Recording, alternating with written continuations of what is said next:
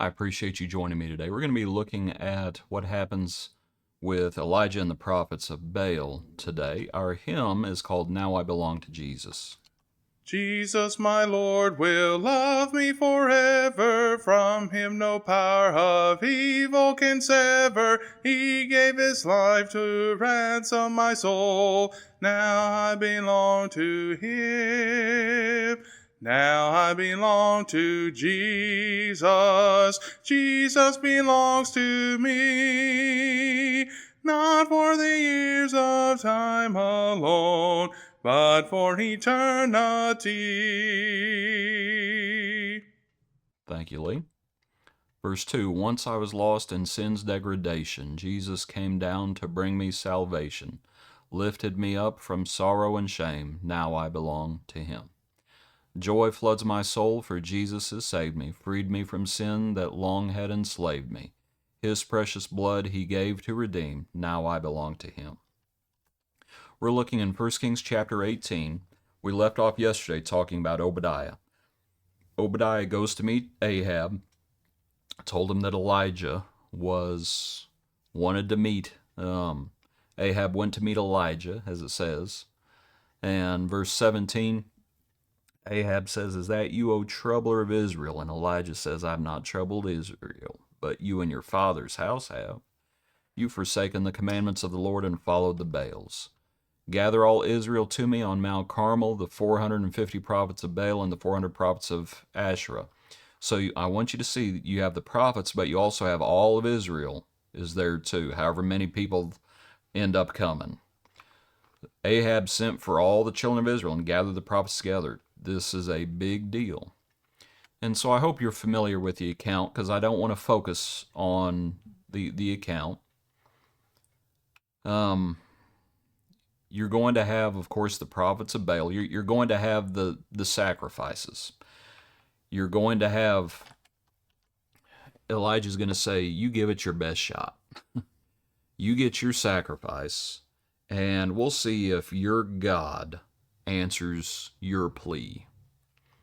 And so they do everything they can. They're going around, they're cutting on themselves, and they're crying out to their God. And this is where Elijah, where Elijah says, cry aloud, for he is a God. Either he's meditating, or he's busy, or he's on a journey, or perhaps he's sleeping and must be awakened.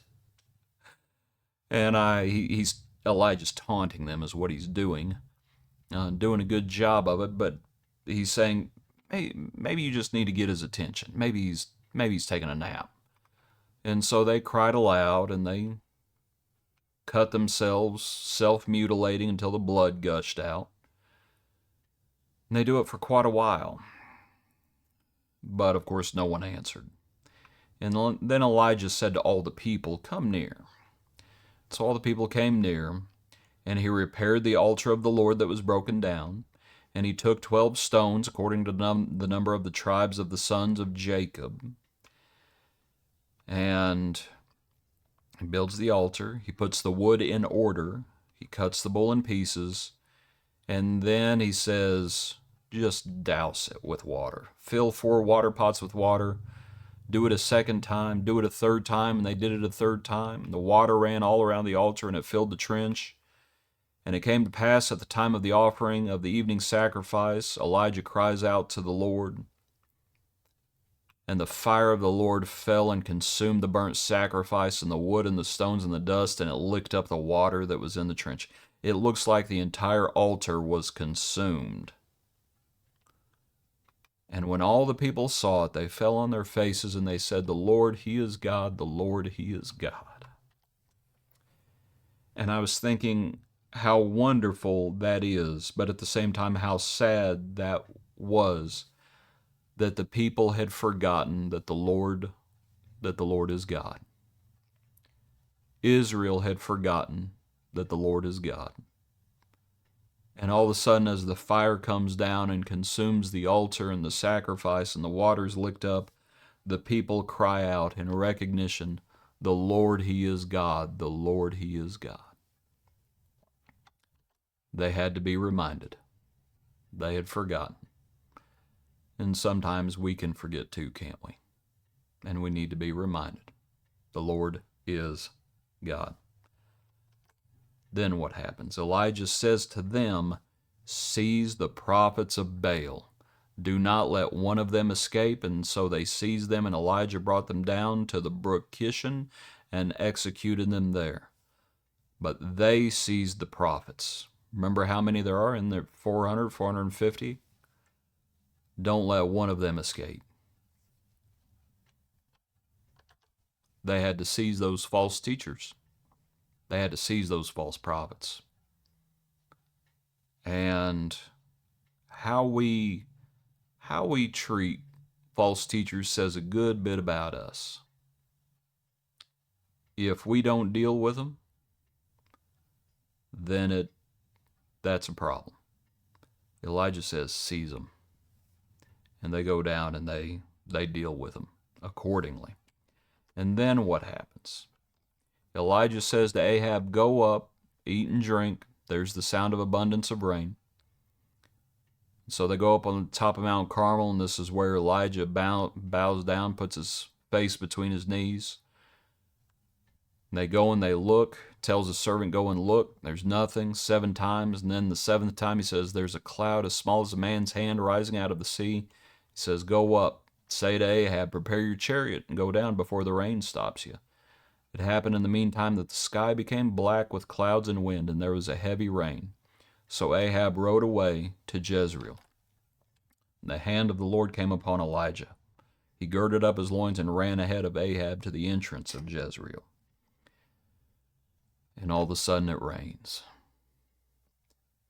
And and I think when we imagine that, because it talks about the sky became black with clouds and wind, and there was a heavy rain, and we think, oh, the storm's coming, as it is. The storm's coming. And the storm was coming. It had not rained for 3.5 years. And while Ahab should have been terrified,